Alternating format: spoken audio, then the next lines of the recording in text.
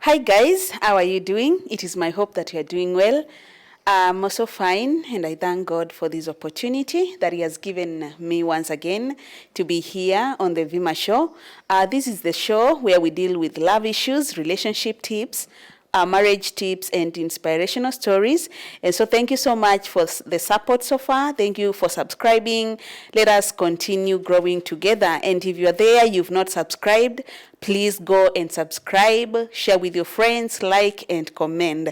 And today we have an amazing guest whom we are going to do a question and answer, because most of you liked the other one that I did. So today we are going to learn more about her, and let me take this opportunity to allow her to tell us more about herself. Karibu sana. Thank you.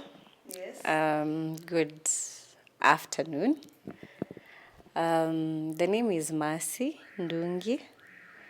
A mother, a Christian, a born-again woman, a wife, an advocate of the High Court.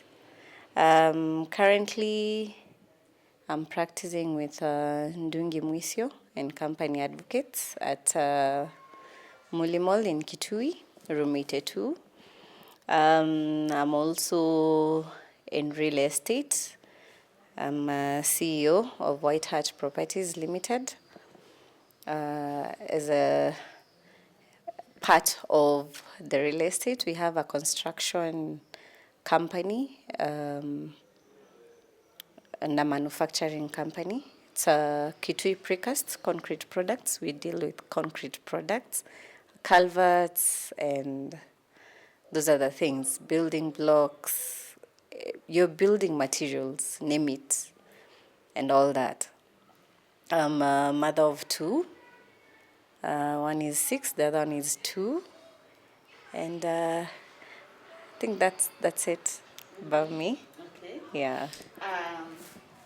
So thank you so much, and now we are going to get direct to the questions. We really want to know more about you, more about your career, more about your, now you've told us you're a mom, more about your motherhood journey, and I hope my viewers are going to learn a lot. Yes? Yeah, so maybe now we can go direct to the questions. Where did you grow up, and how did that affect who you are today?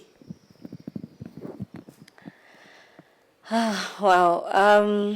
I grew up in Kenya, but in different towns. Was born in Nairobi. Lived there for about 6 years. 6 years. Then I had 1 year at home. I'm from Kitui, a place called Mutito. That's why I learned. Actually, I didn't learn. I wasn't able to learn. So I'd go to school and the teachers had to translate things. I was home for a year because my dad was transferred to Mombasa abruptly. So in school, the kids were being taught in Kamba. I didn't know Kamba. Apparently, I was an English woman. Wow. So the teachers would translate for me for like a year. My dad just said, let me pull through the year. Then now, after that 1 year, we went to Mombasa. So I was in Mombasa for about two years. Then I went to boarding school in Machakos. But around the same time, my dad was also again transferred to Kisii. So I'd go to Kisii for the holidays. And then again, he got transferred now to Kitui. So we came to live in Kitui. How that has shaped me, it allowed me to interact with different people, different cultures, And yeah, it allow to date. I think I can literally relate with anybody because of what I was exposed to. Yeah. Wow. That is amazing. And I really can attest to that you are a social person and you have good interacting skills. Okay, the other question is what is the biggest compliment you've ever received? Um, Compliment, the biggest compliment. I think if you're going to assess your biggest compliment, it has to do with maybe who gave it to you. Because people complain. You just did right now. You just said I'm a social person. That's a compliment. But recently someone said, you're a wonderful person. And there's something it triggered because, the whole, what surrounded it and all that. It felt good being told that. Yeah. Uh-huh. Thank you for that. There's another amazing question here. What is your biggest passion? What is your biggest passion? Passion.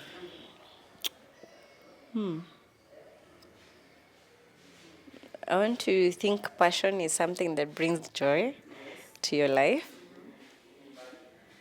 Is seeing someone smile because I was a solution to a problem they had. Is, you know, just being there. I love being there for people. I I remember in my biggest passion, a prayer I made uh, about, what is it, maybe 10 years ago, growing up. I remember I told God to bless me with the blessings of Abraham, to bless me that I may be a blessing. So my biggest passion, I think, I would want to say it's being a blessing. Being a blessing. I love that. Yeah. Wow, that is beautiful. That is beautiful. And I think that relates to your career. Is it the reason by the you chose to be the person, or rather to do whatever you're doing now? No. Being a blessing had nothing to do with me doing law, but what what drove me to doing law Tell us more. was well, my parents were military parents. Yeah. So I used to watch these shows, and I had an aunt. Actually, at the time there were two who were living in Switzerland, both.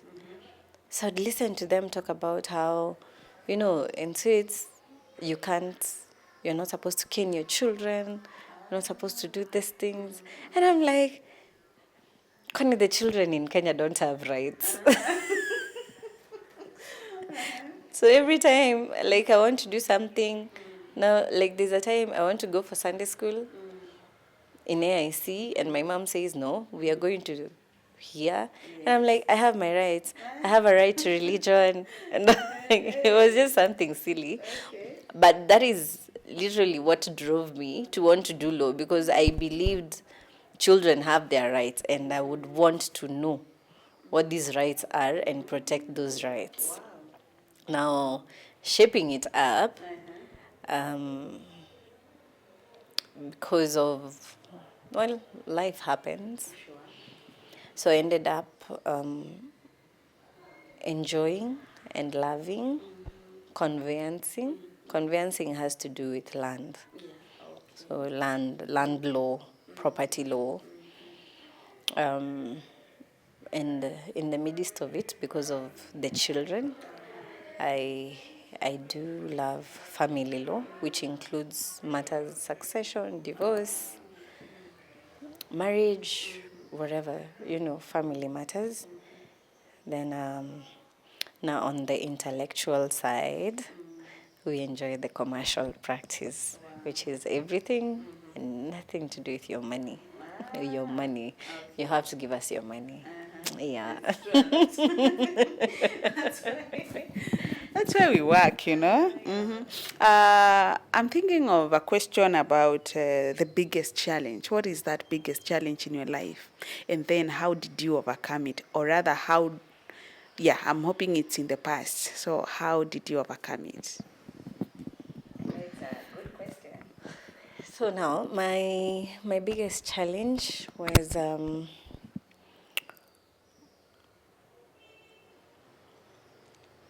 when I couldn't graduate the first time because I had a missing mark and I followed it up. And I was told I just had to redo my paper, which I was okay with. I had to accept it eventually, so I did. And in the process, I had to go home. I was supposed to get married, so that became something else. That became a dead story. In between, I got pregnant, and I had to figure out what to do. By the time I was getting pregnant, of course, I had graduated, but I wasn't working, nothing. So that wasn't easy. So I remember I prayed to God. I prayed, and there's something I was told on one of those nights when I was trying to do reconciliation and apologizing for things I did not do. Someone said, "How do I know you're not apologizing because you're desperate?" And I remember I cried myself to sleep. And I told God, as long as you live, no man should ever call me desperate again. So going through it, I asked God to give me the peace to accept what was happening if it wasn't His will, which is what He did. So at that time, me overcoming that, as I went through it, it taught me to yield to God. It drew me closer to God, and I understood that it's not about me, it's about God. And to date, how I overcame, I always tell Him to order my steps. Yeah? Whatever I'm doing, if it's not in His will, He should just get it out. So you might find things are happening. Maybe, we are friends. Then me, I'll just be in my secret place, and kidogo, you're drawing away. It doesn't hurt me. I know that is God just saying, you need to go, because I have made that prayer.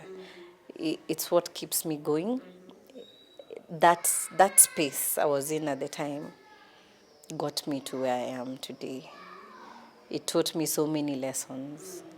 Like, what He says, I know the plans I have for you with a future and a hope for good and not for evil.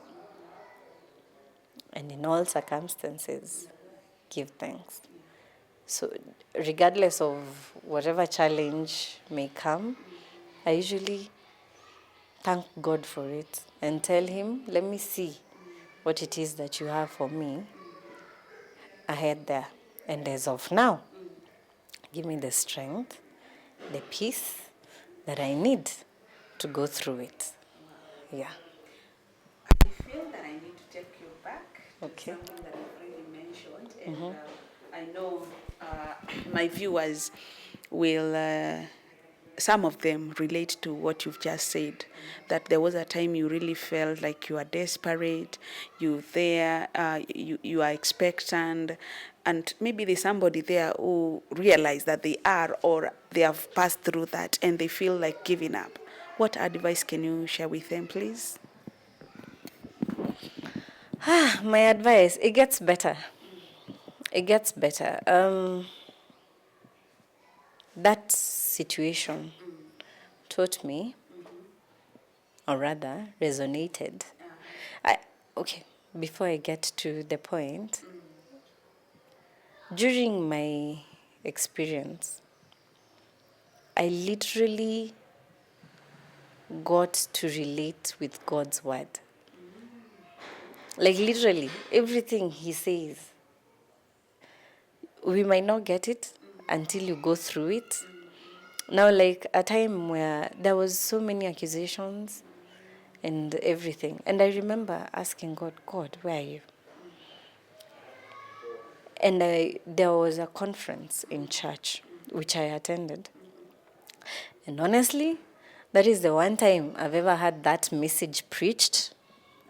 To date, you might also have never had it preached because I believed God actually was telling me, sweetie, I'm here with you. It was the message of the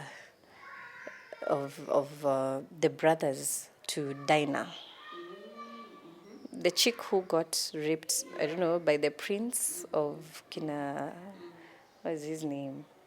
I'm forgetting the name. So that story, and God said, He will arise. Someone will rise up, akutete, you know.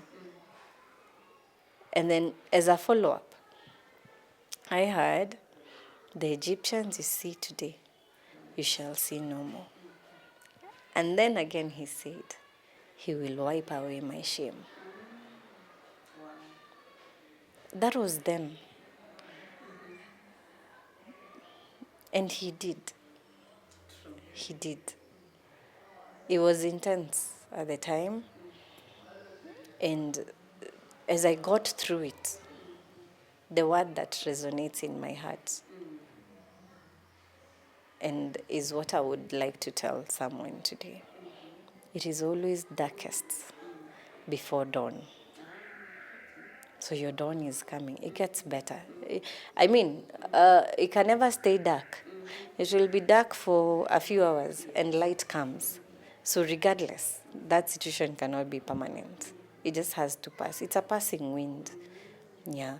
The point is, do not lose your spirit. Keep at it and trust in God. Yeah. And trust Him to show you why He's put it. Because what you learn today will be used for the future. Yeah? It shapes you. Allow your situation to shape you, not to break you. Yeah. I love that. You allow your situations to shape you, not to break you. Wow. Who is the most influential person in your life, and how did they impact you? Or rather, how do they impact you? I'm daddy's girl. My father, that man. Maybe you can shout out to. Hi, daddy. My father, that man. He he made sure, to the best of his ability, I had the best. He made sure of that.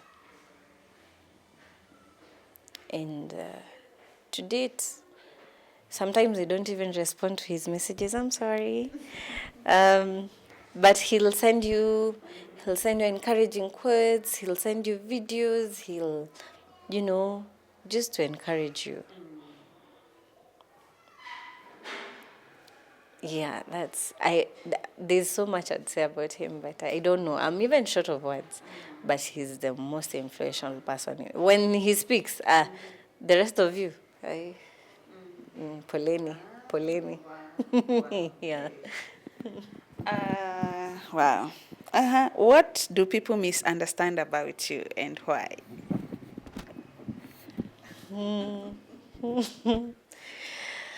Well, I have, I'm an introvert, extrovert. Okay. And the personality that comes out really depends on where I am. Like you, if someone told you I'm an introvert, you'd say no. Yeah. But then there's somewhere you'll drop me and I'm super quiet. You will not know that I'm even in the room. So because of that, and I also take time.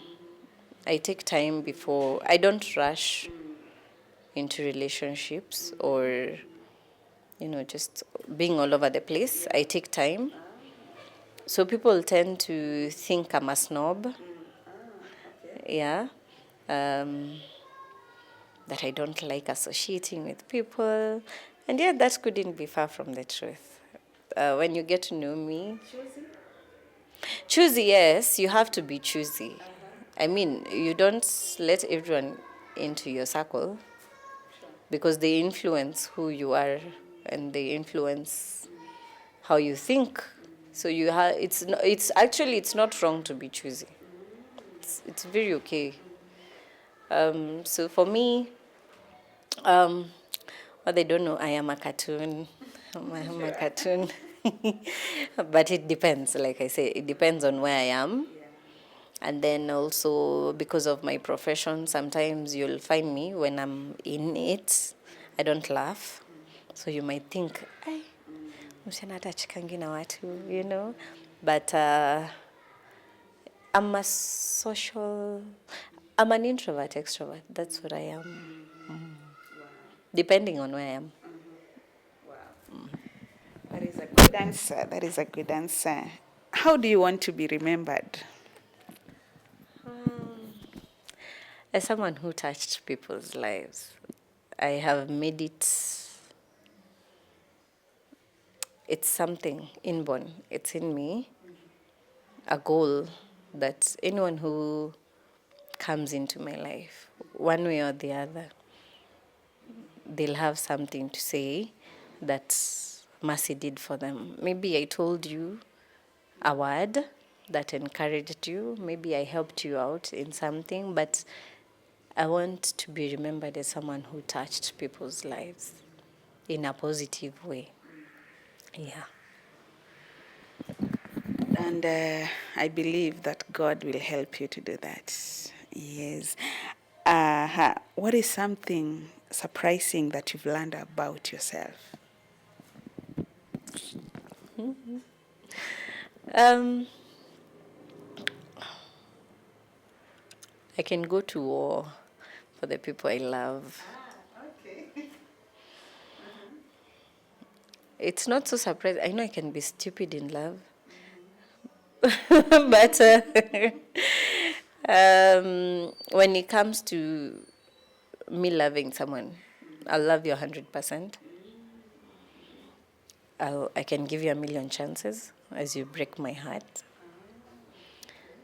But the moment I am done with you, the moment I just wake up one day and I'm like, you know what, this ends today, that's it. Now, it's surprising for me how that's it actually becomes that's it. I'll never think about you. I just forget about you.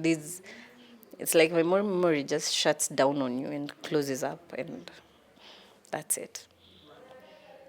Yeah, it's also a dangerous place for me. I don't like it. But it helps me. It helps me. Yeah. Okay. Thank you for that. So, what are you proudest of in your life?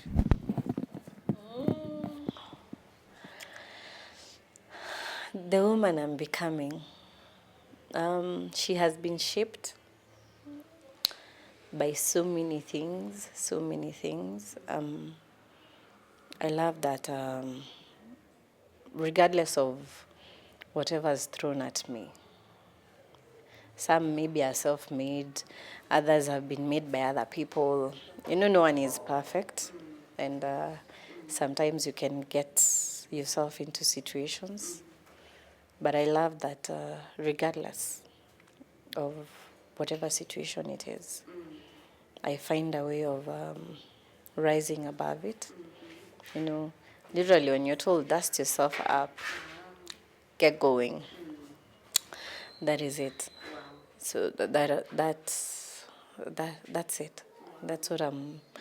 The strength. It's the strength to continue and not to stay down. Yeah. And now, I think before going to the other question, there's a lady there watching you, and maybe they admire the woman you are. What advice do you have for them, a general one? Or even a small, not a small child, but a girl. Even those who are in high school, they are at home, they are watching, and they really aspire to be an advocate one day, or they aspire to be the woman that you are. What advice do you have for them? My advice is life isn't, and has never been easy. The point is, keep going. Just keep going, and good things will never come the easy way. You have to work for them. They'll come with challenges. What you do when the challenge comes is what defines you. Yeah. That is beautiful. What was the turning point in your life? I think I already spoke about the turning point, but a failed marriage and a pregnancy, and people labeling me as a failure was my turning point. Yeah.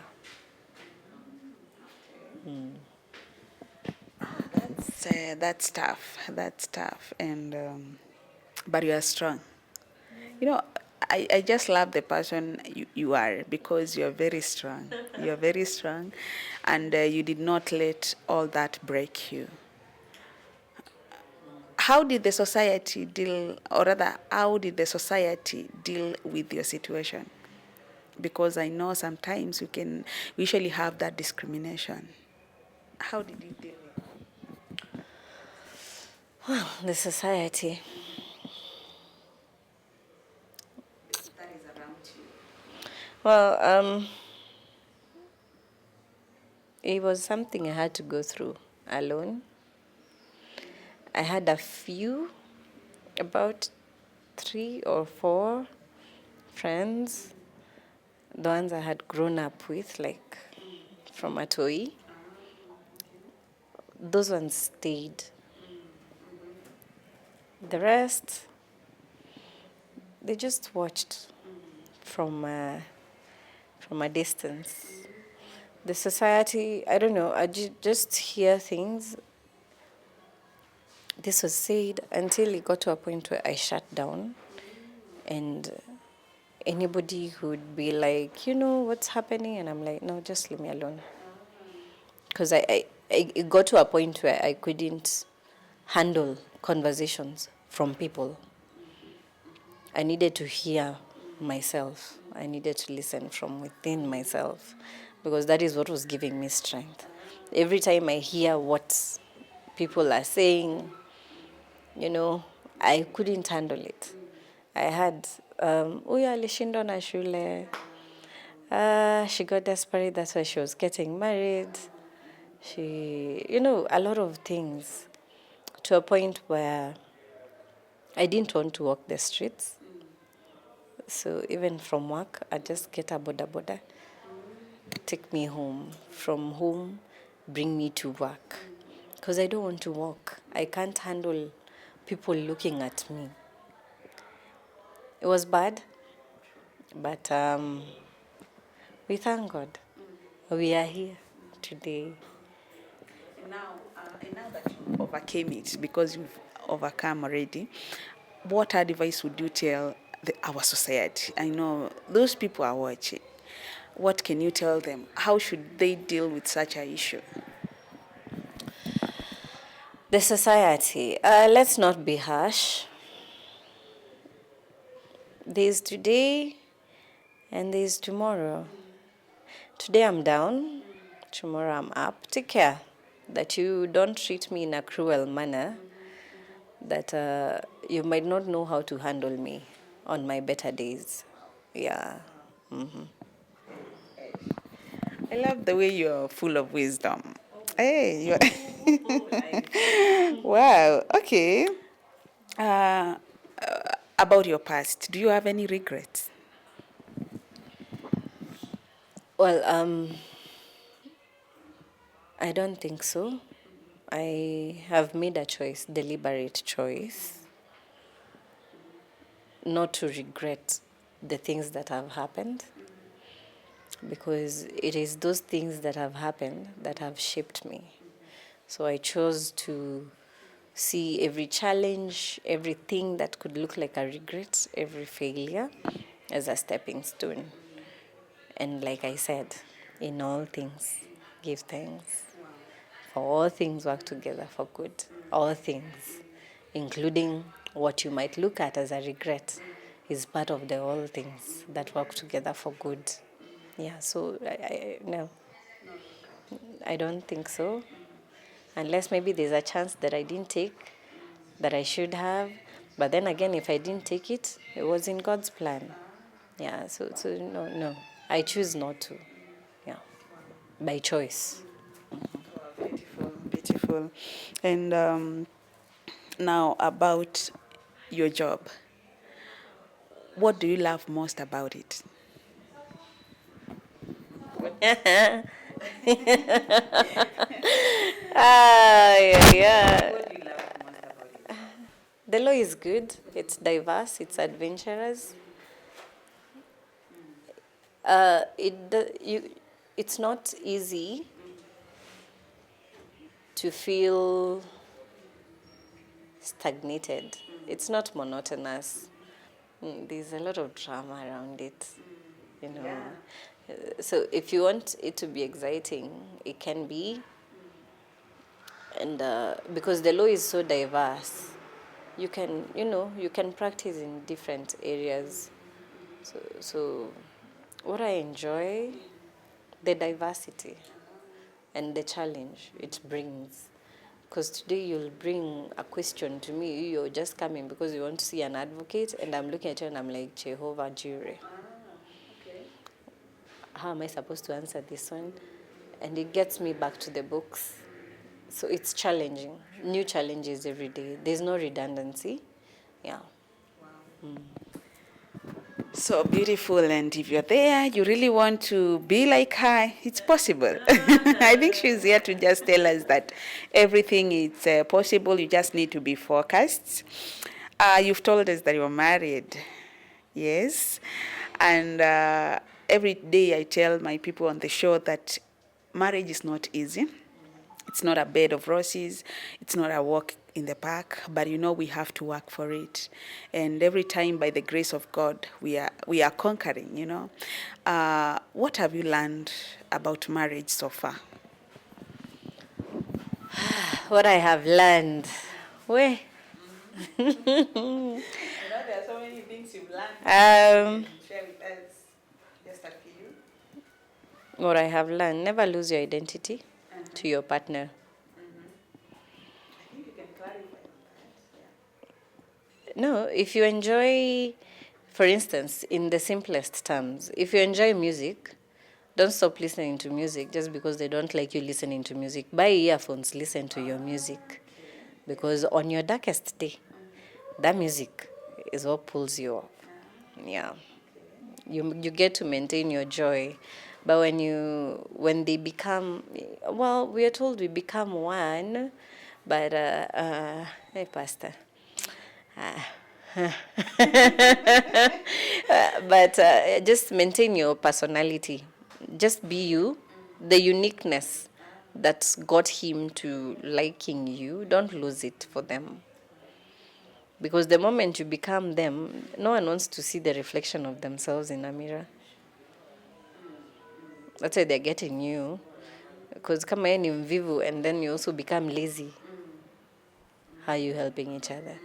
So you just, don't lose your personality. And if your marriage leads you to losing yourself, I'm sorry. But you can start now and get back the vibrant person you were before you got into all that. You choose you sometimes.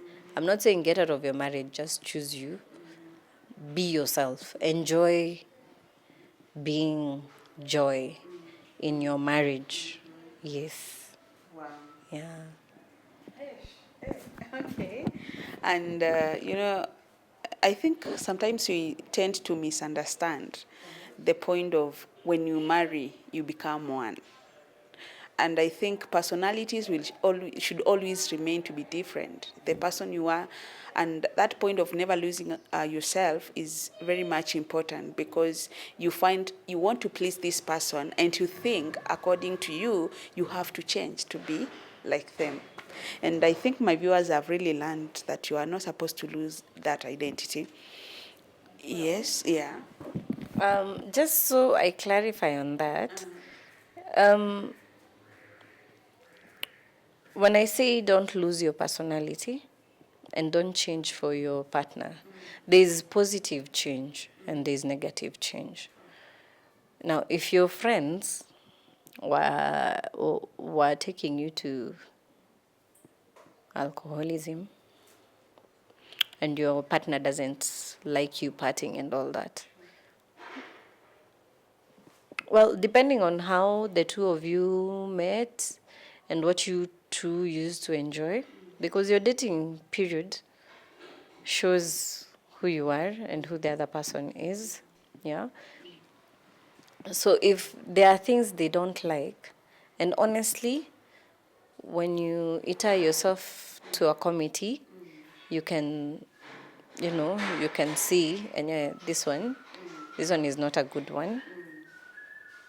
Well, you don't have to. You can drop it. You'll not die. But when I say don't lose yourself, I'm not saying keep doing things that annoy your partner, because otherwise you'll not stay married. Yeah. I'm just saying the good things that make you you, and they don't interfere with someone else's peace or the progress of your family. Don't lose that part of you. Don't become an old woman in your own house. I mean, going to shower, that is not science. That is not dependent on your partner. He cannot stop you from going to shower or dressing up and looking good. I'm not saying you wear your clothes that your partner doesn't like, but there's a way you can just blend them so that you also feel good about yourself. If it's about a career, I don't know, maybe now I'm being a lawyer, but if you found me an advocate, don't tell me to stay at home because of your insecurities. Aki God. Don't tell me that, if you found me a doctor, unless you're telling me you're going to support me and open a practice for me, don't tell me to leave my job just so that I stay at home. Because that job, your career, forms part of who you are. Then again, also, if it's something that you enjoy doing, for example, yes, you're a doctor and you enjoy, you, treating children in a public hospital can form part of you giving back to the society. So I shouldn't do a private practice for you and stop you from enjoying this thing that you do, because serving humanity is serving God. So you don't allow yourself to lose that part of you because of 1, 2, 3. The good things, maintain them. That which you sit and evaluate and say, and yeah, this one, even me, don't do it. Yeah.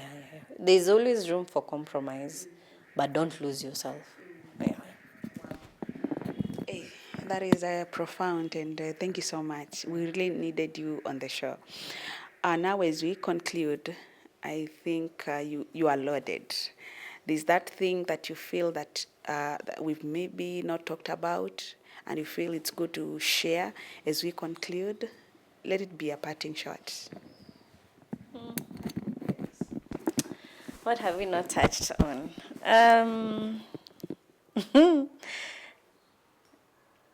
There's God. There are people out there who might not understand my story with God.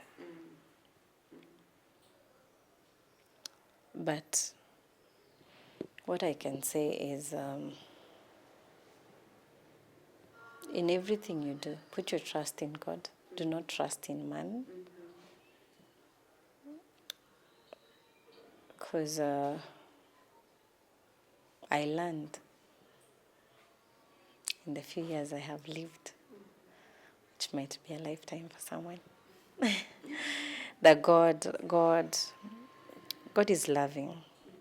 He is faithful. He's faithful. He's a God who makes beauty out of ashes.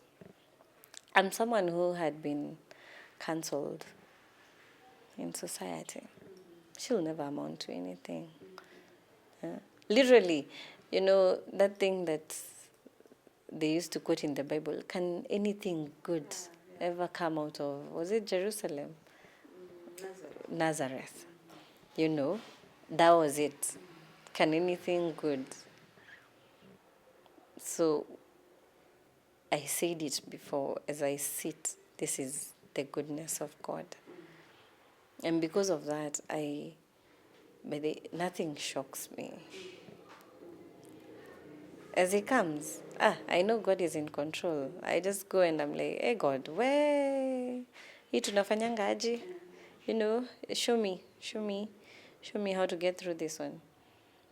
That will be me in my place for an hour or two. We have that conversation. We agree on a few things, and we are good to go. So when you meet me next, I am unbothered because I've already given it to the one who's in control. Yeah, I've left it to Him.